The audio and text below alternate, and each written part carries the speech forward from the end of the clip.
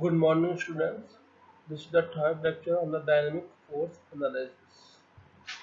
Now I'm just going to start. Okay. So here we can say we just tell about the Bennett's construction and velocity and acceleration of the reciprocating parts in engines.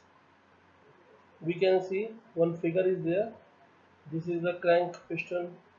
Sorry, crank saddle crank mechanism is there. Okay, and this is the O, C, and P. OC is the this P is the slider, then that CP is the connecting rod, and OC is the crank. Now what we do to plot the velocity diagram, then first we just take this angle, the angle which is made by the OC, that theta angle, okay, we just turn it into 90 degree. When it's turned into 90 degree, this C position is occupied this C1 and this point P occupied the position P1. Now produce PC to intersect. Now produce PC intersect OC1 at M. Now we just extend this line, this dotted line C to C1 and it intersect OC1 into M. Now one triangle is formed OMC, and this OCM triangle is similar to the Klein's velocity triangle, this OCM, and this is I have also tell about the on the first lecture of the dynamic force analysis. So with the help of same formulation, VCO upon OC is equal to VPO upon OM is equal to VPC upon CM is equal to omega, and this omega is constant. Then what is VCO? I just tell you further. That is the velocity of point C with respect to O. This VCO upon OC, then VPO upon OM, and VPC upon CM is equal to omega. With the help of this formulation, we can determine the velocity of point C with respect to O, velocity of P with respect to O, and velocity of point P with respect to C. Now comes to next slide. In this slide, I just want to tell you how to draw velocity diagram with the help of bend construction.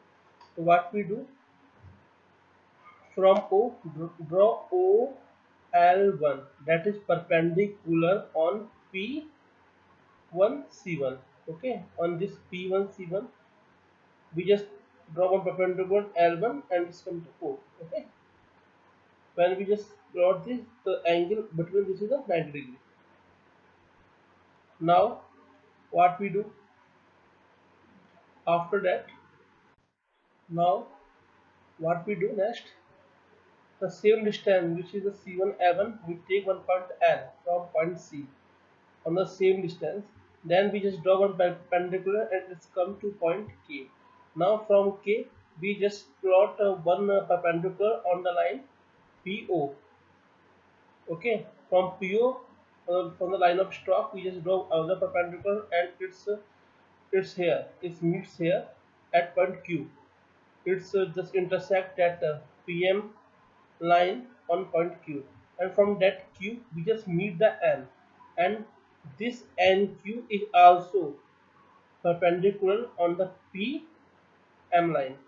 Okay, now we can say that one quadrilateral, which one, CQNO.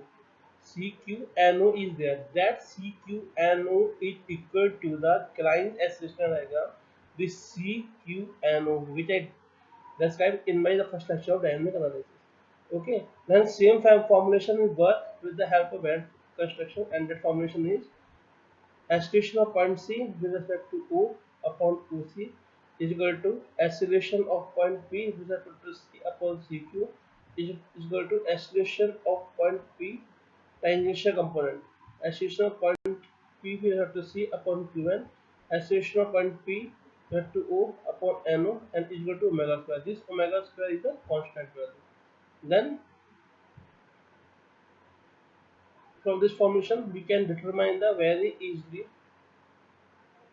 the acceleration of points with respect to other point. Okay, so in this lecture I just so till now the three things is going to complete it, and this is in the last balance construction. After that some numerical is going to tell you how to solve the numerical based on these construction.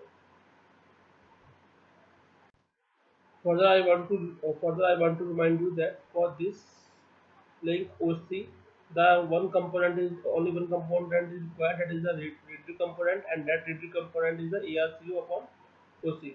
From the acceleration of point P with respect to C, there need to be two there are need to be two components. One is the radial component and one is the tangential component. The radial component ARPC is equal to upon CQ. This is the C and this is the Q. And further, the tangential component ATPC, the acceleration of point is equal to C upon Q and N. This is for the CQ is for the radial component and Qn for the tangential component. Further, the acceleration for this point with this point we know APO upon NO, and that is equal to omega square. Then after that, this is the similar formation which we follow from the Krein's acceleration diagram. So you can also refer that video lecture also. And okay, in the next class we just discuss some numerical examples regarding to the dynamic problem. Thank you very much.